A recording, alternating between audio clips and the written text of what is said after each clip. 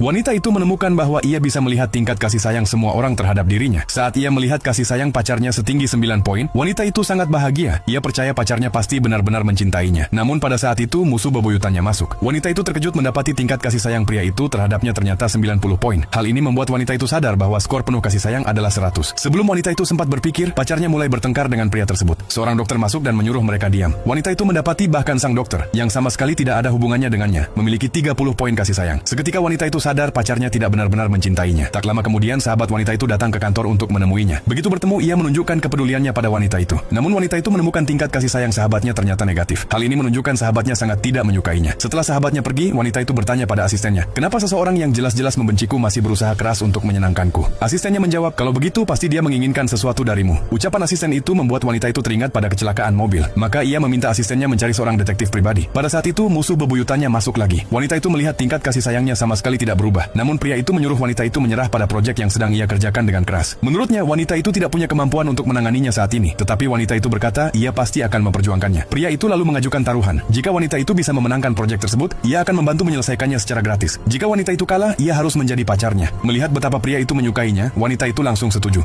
Sambil melihat tingkat kasih sayang pria itu, wanita itu bertanya sejak kapan ia mulai menyukainya. Tapi pria itu tidak mengakui bahwa ia menyukai wanita itu. Hal ini membuat wanita itu sangat marah dan ia bersumpah akan membongkar wajah aslinya. Jadi ia sengaja menerima undangan pacarnya di depan pria itu. Setelah wanita itu pergi, pria itu menjadi sangat marah. Malamnya saat wanita itu makan malam bersama pacarnya, sahabatnya juga datang ke tempat itu. Ternyata pacarnya berencana melamarnya malam itu. Wanita itu tidak langsung setuju. Sebaliknya ia memintanya menandatangani perjanjian pranikah. Pacarnya segera menjelaskan bahwa ia bukan mengincar uangnya, tetapi benar-benar mencintainya. Namun melihat senyum palsu sahabatnya, wanita itu merasa sangat bingung dengan sikap mereka. Maka ia memutuskan untuk mengikuti permainan mereka untuk sementara waktu. Tepat saat pacarnya melamarnya, musuh bebuyutannya tiba di tempat itu.